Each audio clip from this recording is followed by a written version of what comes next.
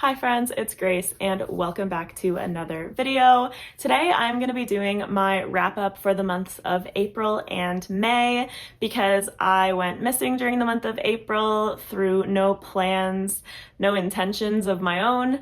But I'm back now and I actually don't mind doing a wrap up of 2 months at a time, even though ideally I will do every month if I can. But these last couple of months, in April, I finished 6 books and had 1 DNF, and then in May I finished 5 books. So 12 books, like 11 finished books, not a crazy amount to talk about.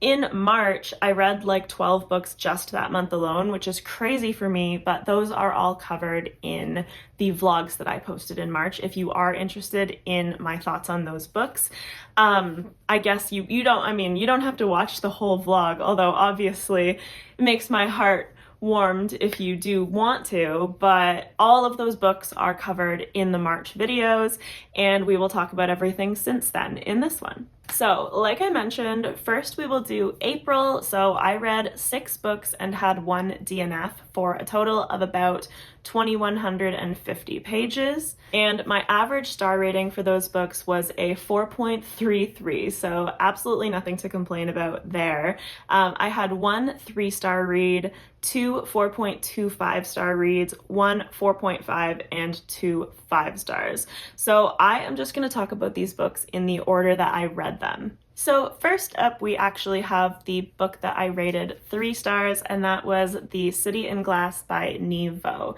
And this is a novella that deals with a demon that watches over this city. And one day, a group of angels come, and while the demon Vitrine is really unable to do anything except for watch, the angels destroy the city of Azrael and everything that Vitrine feels that she has built over long ages. And she is in rage and grief, and over long years she rebuilds the city, and it ends up being that she has taken a piece of an angel in vengeance for what they've done. So he ends up pulled back to the city to essentially spend eternity there and at odds and as enemies with Vitrine. And so Ben really loved this, and the premise sounded really interesting to me, and I did think that the writing was very nice. I like Nevo's writing, and I thought that the explorations of grief and rage and sorrow and even healing were really interesting. However, I just didn't love the execution. I just never felt connected to it, and I think it was the fact that even though we experienced Vitrine's like grief and sorrow over her city being destroyed, in the end, this is a being that spans long, long eons of life. And so it doesn't really seem that easily emotionally accessible. It felt like I was at arm's length. It didn't feel like you ever really got connected to the city itself. I didn't feel like my own heart was ripped out the way that the demons was when the city was destroyed. I just was unable to feel any of that. So it just felt like looking through like a window at what was going on here and being like, I can see how this would be good for someone else, like really, really loving it, levels of good. But for me, it was just a 3-star because the craft of the book and like what was done with it, I was like, yeah, that was good, but I didn't feel any of it. Now, next up, we had a book that definitely did make me feel a lot of things, and even though this hasn't even appeared in a wrap-up yet, it already has appeared on my channel because Wild Dark Shore by Charlotte McConaughey was included in my list that I recently posted of my favorite standalone books. And the reason, well, first of all, the reason that this was on that list is because I loved the book and I gave it 5 stars. But also, I have done that list in the past, so the time between my last video and this video did not include Charlotte McConaughey's other novels. So I'm basically just reiterating the fact that all three of her books are favorite standalones of mine, but this is the recent one that was in the recent video. So Wild Dark Shore explores a near future of Earth, and it's set on this very remote and isolated island that is down all the way in the ocean between Australia and Antarctica, very far from any other land and very remote. And we follow this family, a dad and his three kids, who are the caretakers of this island. They are the last people that still live there because this island was like a research base and a seed bank where seeds from all over the world were being kept there to be protected so that when natural disasters destroy other parts of the world, we still have access to these like plants and crops and whatever have you, like trees. Like they're protected because we have their seeds hidden away. But the climate has gotten to such a point where even this island is no longer safe for these seeds. The researchers had to abandon the facility, and this family is essentially wrapping things up before they leave too, and they have to pack up the seeds that have been chosen to be saved from this island and bring them with them. And while all of this is happening, we follow a bit of a mysterious figure in this woman who arrives at this island by boat, but her and the person who is bringing her end up in a boat crash, and she kind of washes up on shore on this island, and she was coming to find someone that she thinks is on the island that she had lost contact with, but there's a little bit more. She's kind of hiding things, and she thinks that the family that is living on the island is hiding things as well. But they are all kind of forced to work together by necessity, in the sense that this family has the like expertise and ability to survive on this island, and they can't just leave this woman to like die of exposure, and she doesn't know how to take care of herself in a place like this. So she helps them in exchange for them helping her, and relationships are built, and obviously throughout the course of the book these secrets that exist are brought to light. And this ended up being very emotional, and Charlotte McConaughey always has that talent for just getting me so invested and then kind of breaking my heart and punching me in the face at the end. And I loved this just as much as I have loved her other works, and it definitely cements her as a favorite author for me. So yeah, if you have enjoyed her other novels, then I would absolutely recommend Wild Dark Shore. And if you haven't tried her out yet, I don't really think you can go wrong in choosing. I would just have a look at her three books and start with whichever one calls to you the most. Next up, my third book in April was Swordcatcher by Cassandra Clare, and this is my first ever Cassandra Clare book. I never read any of her older stuff. I never even watched the TV shows. I was just not in that realm of consuming that content when I was like a teenager and stuff. So I have been intrigued by her foray into adult fantasy with Swordcatcher, because of course she is a quite beloved author. And so I was like, well, this sounds really fun.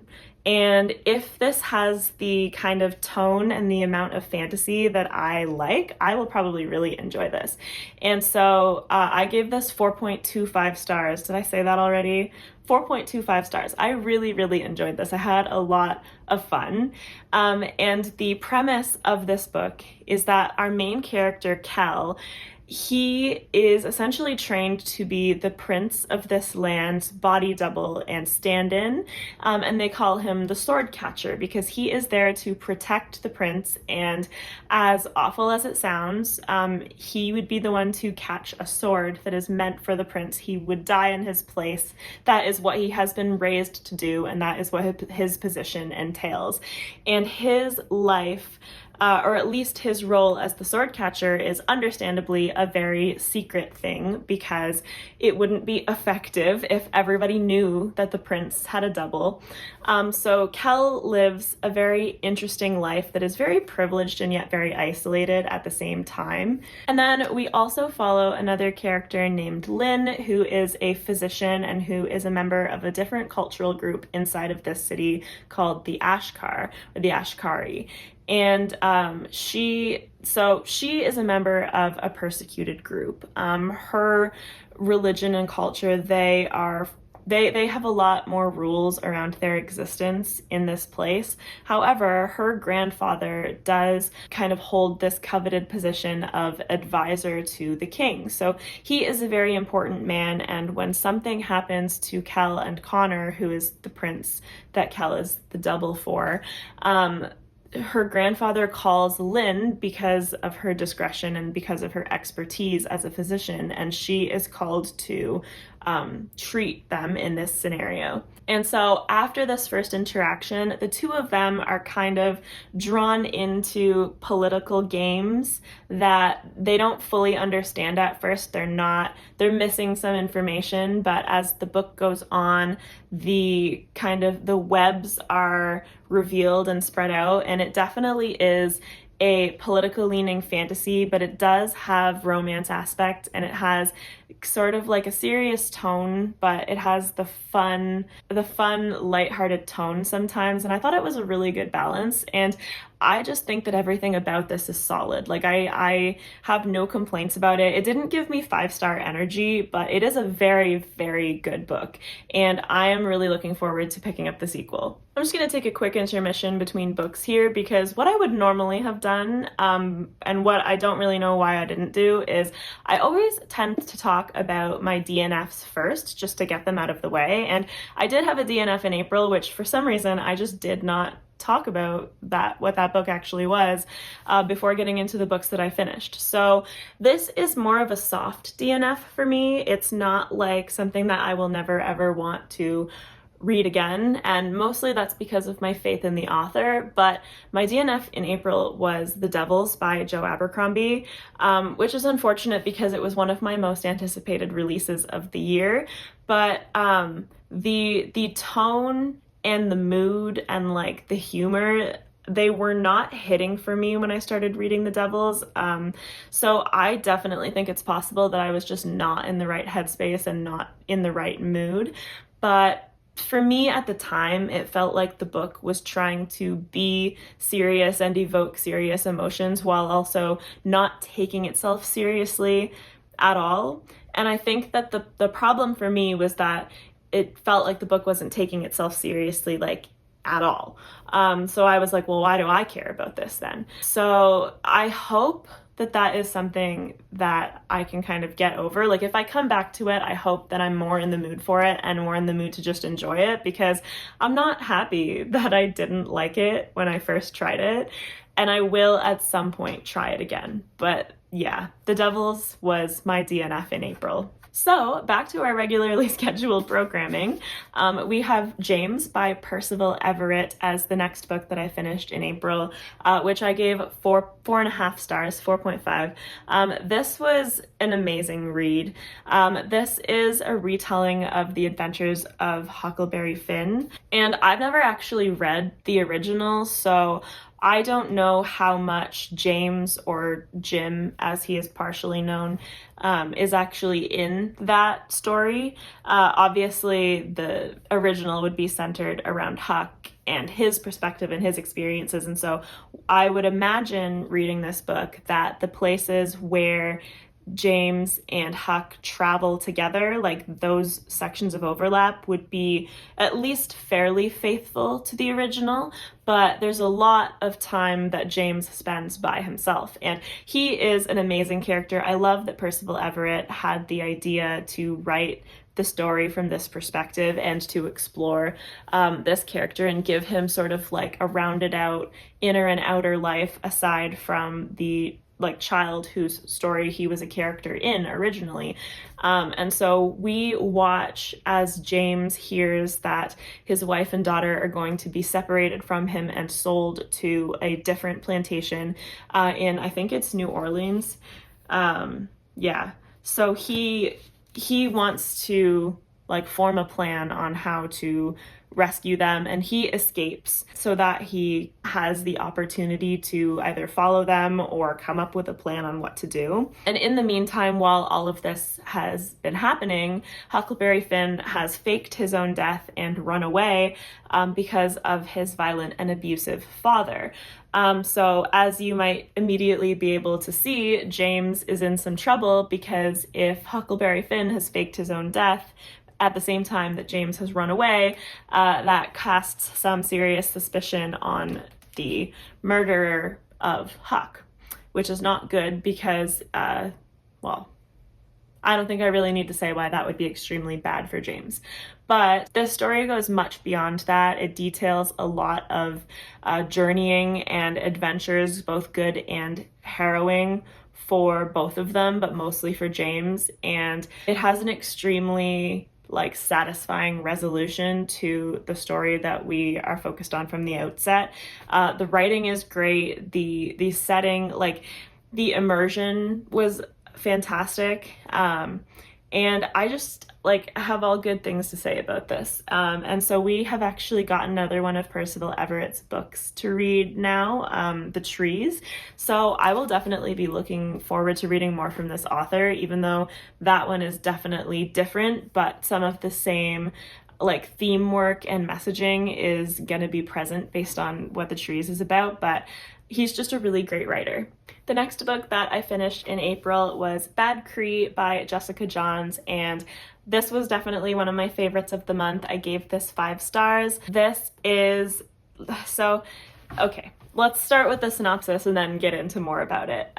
We have a main character, Mackenzie, in this book who lives in Vancouver, and recently, like within the past year, she lost her sister, Sabrina. Her sister passed away, and current day, Mackenzie starts having these very strange dreams, and she remembers a time in the past that her and her sisters experienced, and she feels that these dreams are very vivid and very real, and she begins waking up from them with remnants of the dream still present. So like twigs that she grabbed from the forest in the dream, or she ends up waking up with a crow's head still in her hands.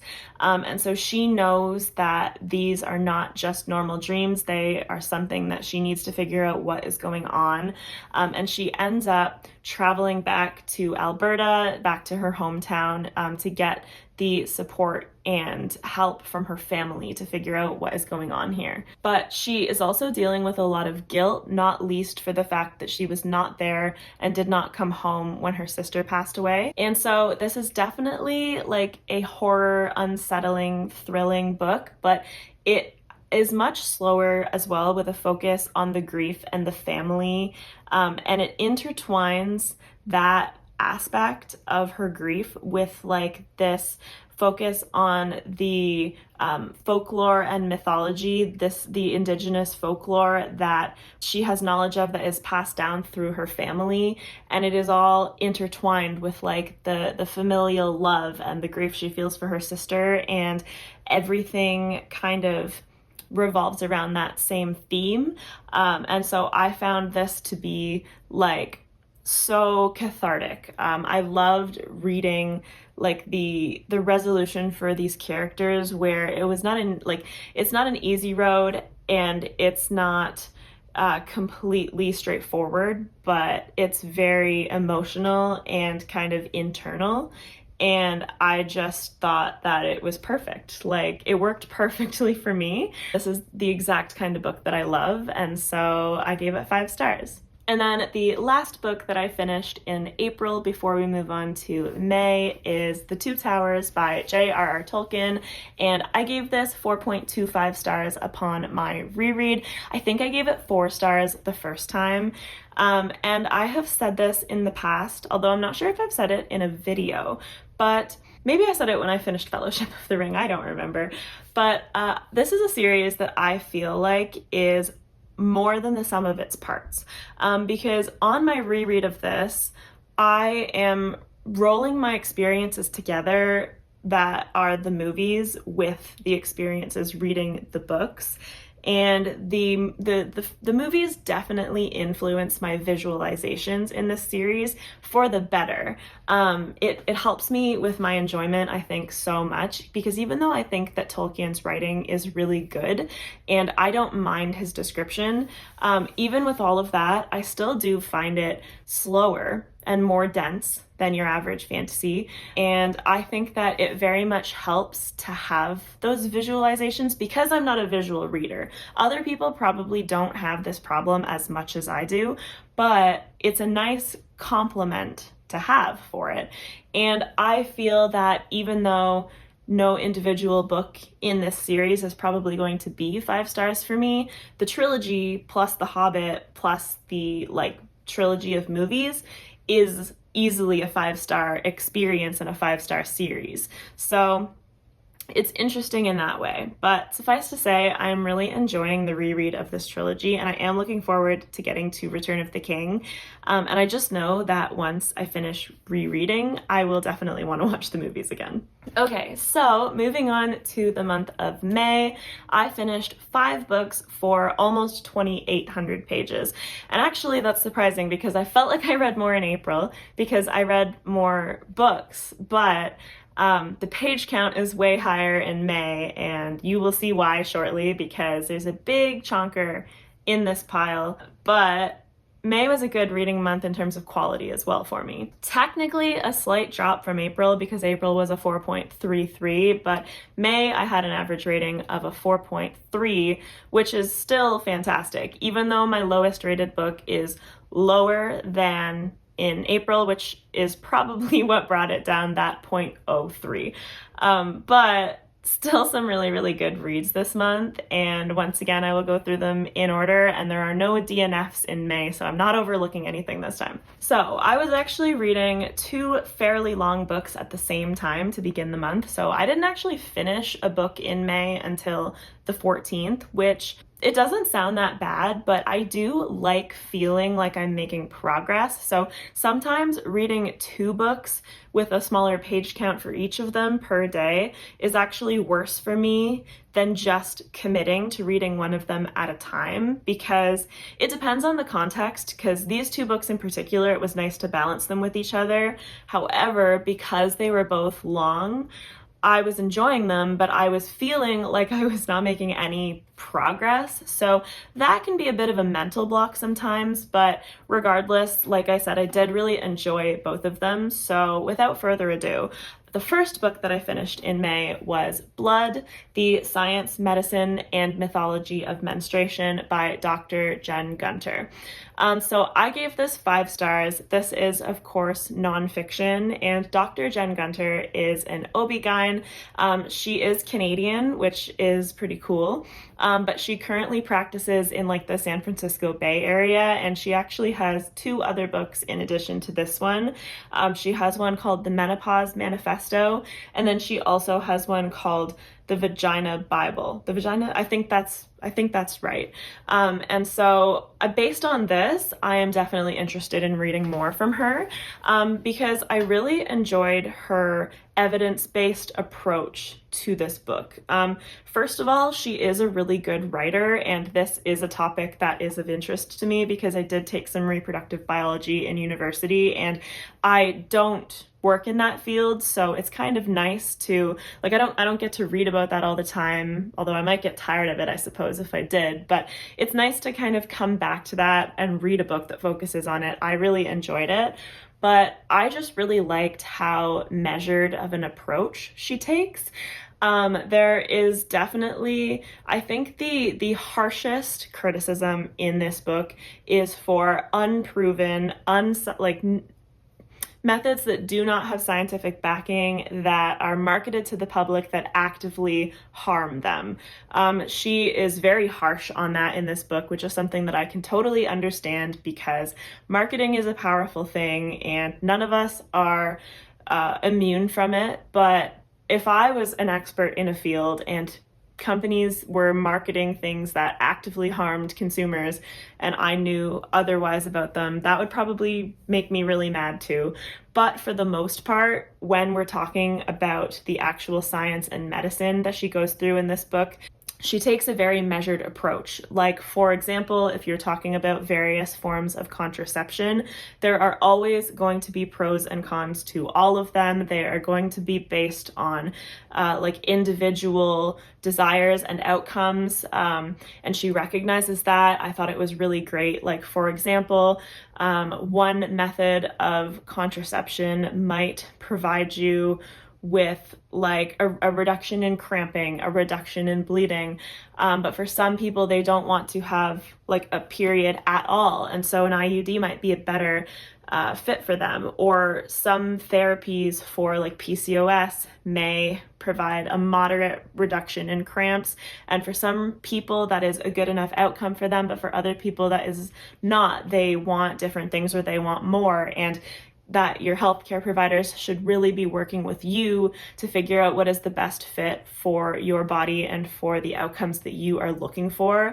And that there are a lot of things that are safe for us to use, but it's going to be up to the individual decision in a lot of cases, because if none of them are harming you, then really you should be able to choose the one that best fits you. And it's things like that where it's not a book that's going to be like, oh, you should do this over the other thing. Like, she only says that about something if there's no scientific backing for it.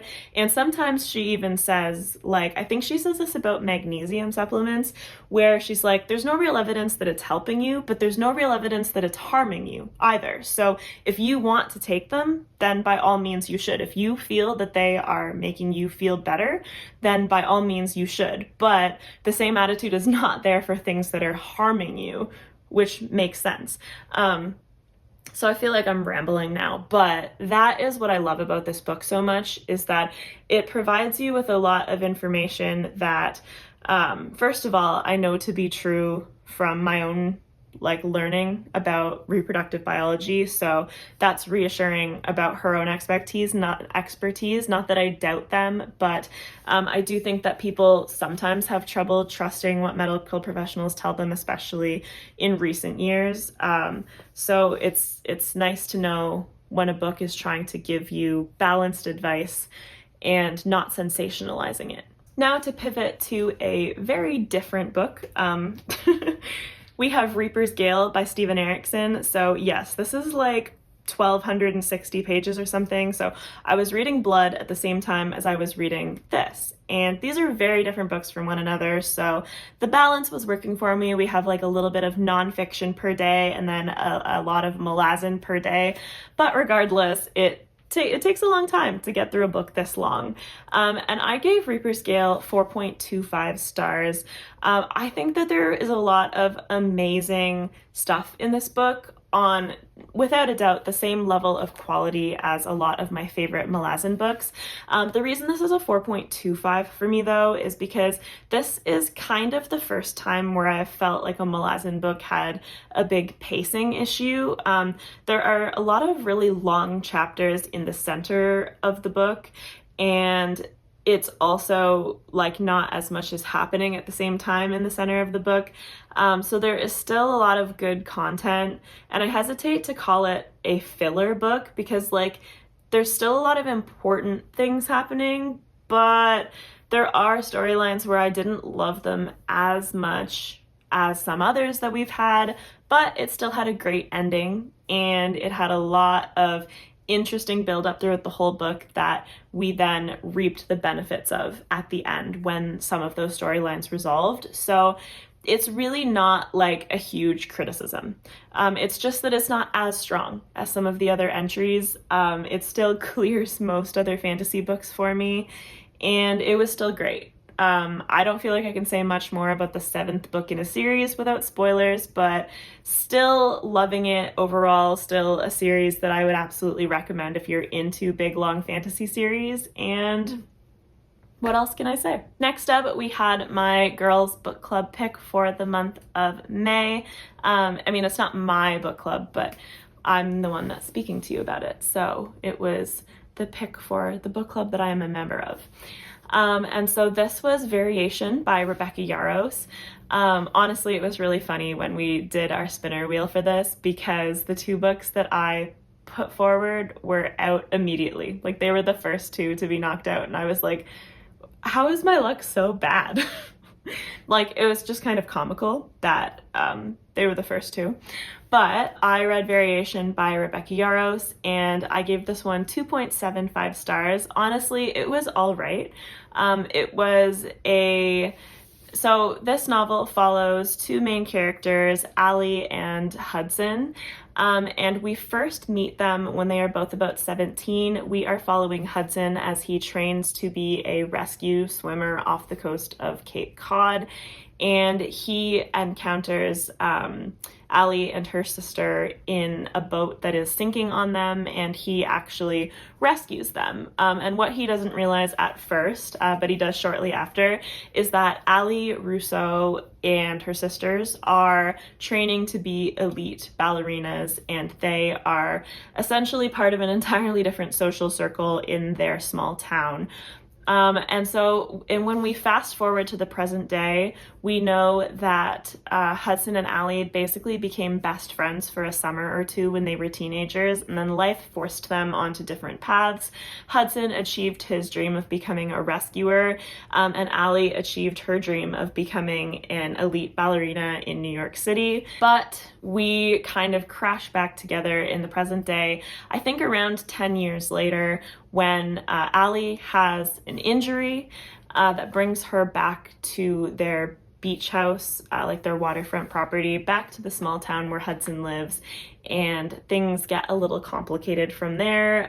Past secrets and things that happened in the meantime of that friendship that we didn't see on page, repercussions are remaining throughout those intervening years. So basically, I gave this 2.75 because it was still entertaining. Like, I still found myself reading it quickly, and it was easy to read. But to be honest, it was kind of giving soap opera vibes, which isn't a pure negative by itself, but to me, it was kind of giving fan fiction vibes, and I find this kind of a hard one to explain, but I hope you'll know what I mean, because the reason that I say fan fiction vibes is because it felt like a modern day alternate universe of like something else, like a fantasy or whatever have you. Like, it felt like if we knew these characters from something else, and this was a fan fiction being written about them, it would be so much easier to be emotionally invested because you already know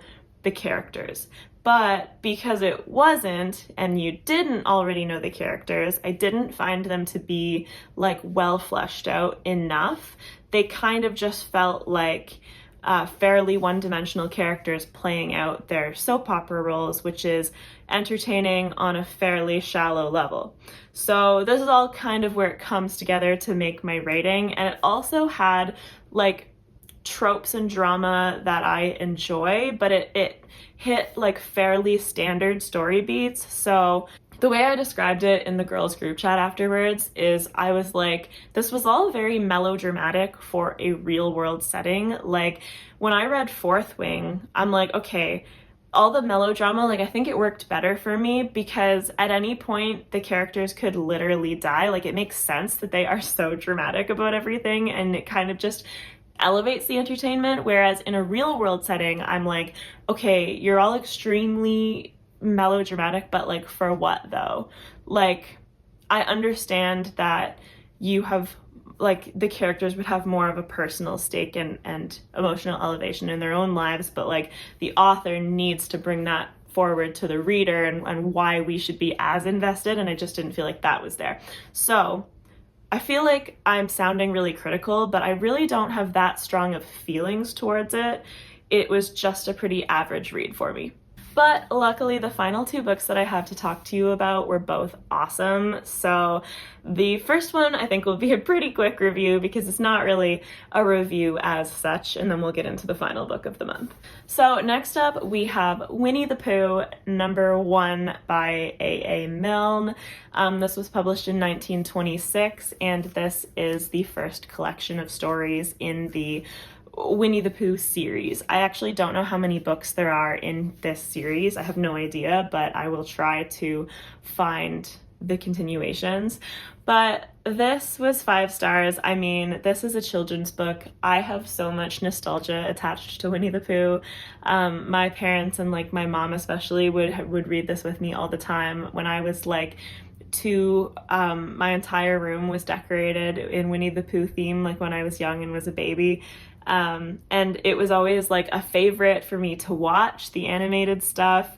And I just, like, when I started reading these stories, I was like, oh, I feel like I remember more clearly watching the animations, but reading these stories, I'm like, no, I remember these. Like, there is so much nostalgia associated with these. It just feels like a warm hug. And the stories are great. Like, they are. I love them. They're so funny. Especially from the perspective of an adult. Like, I love, and I know that a lot of children's media in general has that because you have to make it fun for the parents as well. But I just love that new perspective that you get, because I remember what I remember about it, but now there's another layer of understanding to the jokes that were not meant for the child that is being read to, but were meant for the parents. And so yeah, I just have so much love for this. And then finally, the last book that I finished in May is Northern Lights by Philip Pullman, which is most likely known to people in North America as The Golden Compass, and it is the first book in the His Dark Materials trilogy. So in this first book, Northern Lights, we follow Lyra, who is probably around like an 11 or 12-year-old girl. Her age isn't explicitly stated, I don't think, but I thought she was around 11 or 12, and she has grown up at Jordan College in Oxford in this setting of academia, and she's been raised by scholars because her parents died in an accident, and she's sort of destined to be part of things that she doesn't know about yet and doesn't understand.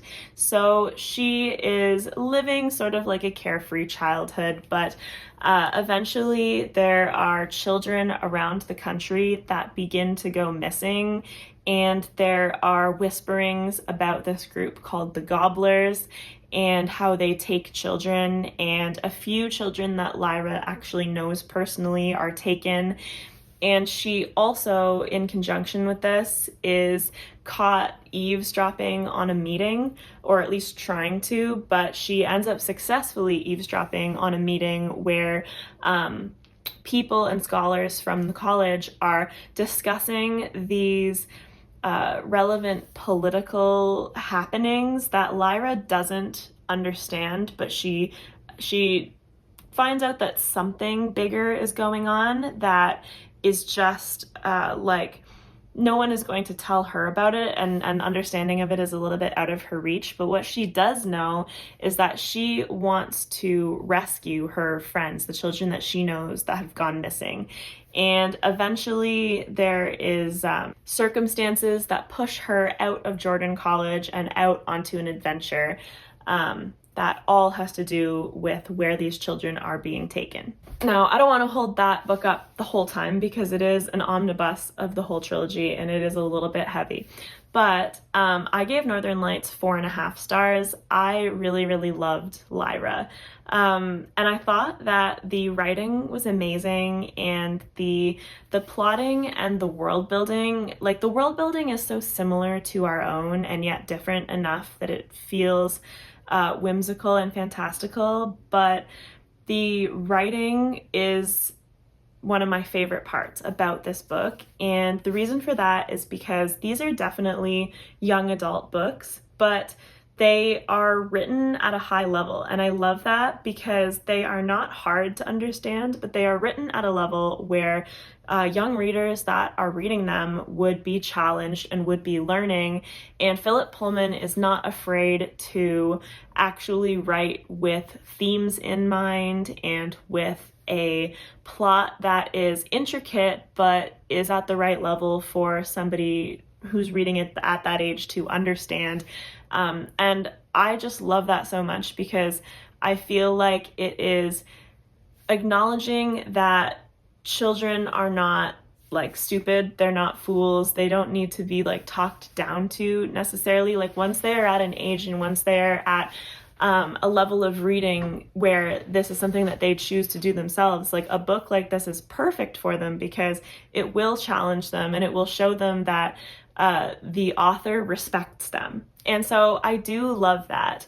And like I mentioned, I love Lyra as a protagonist. I love her bravery and her compassion and just the energy that she brings. Like when we first meet her and she's living in Jordan College, she is sort of mischievous, but she has a good heart. She gets into trouble, but she's never getting into like malicious trouble. She's getting into pretty harmless trouble. But she is also very persistent and brave, like I said, where she wants to go out on this adventure because she knows that she needs to do something to save her friends, and she is interested and she wants to learn more about these mysterious particles that they call dust that she keeps hearing whispers about and what the relevance could be to everything else that's going on. And I also love that it doesn't really fall into the like teenager saves the world trope. Like there are enough things that Lyra is able to do herself and other things that she receives help with, but things that Lyra pulls off herself are very plausible for a person of her age to be able to do. And I think that Philip Pullman does a good job of writing from a young perspective in that way. And I just think that this was such a strong opening to this trilogy. And it's very fascinating that I had no idea going into this that this would be a series that involves alternate worlds. I went in pretty blind, so I don't know if it says this in the synopsis or not, but it does have some sci-fi elements and some fantasy elements, which is not really something that I was expecting, but is very fascinating. And so this was an incredibly strong end to the month of May for me. And I don't think I mentioned this, but Ben does have a full review of Northern Lights, so I will definitely try and remember to link that in the description of this video if you're interested in knowing his thoughts and having like a more comprehensive review. I would definitely check out that video. But yeah, I really loved that, so I couldn't be happier because I feel like these books, like this series, has been on my radar for a long time since it's not something that I myself experienced as a young reader. It's something that I was really interested in reading as an adult just to see what the perspective would be like, and just happy to say how much I enjoyed it. So yeah, with that said, those are all of the books that I read in May, and that concludes the wrap up of all of the books that I read in April and May. So please do like and subscribe if you enjoyed this. It's very much appreciated for me, and I would love to hear what you think in the comments as well. If you loved any of the same books as me, or really just anything that you have been thinking while watching my thoughts on these books, I would love to chat with you about them. And as always, my socials and Discord with Ben will be in the description if you're interested in any of that. And I hope you have a fantastic rest of your day. Bye!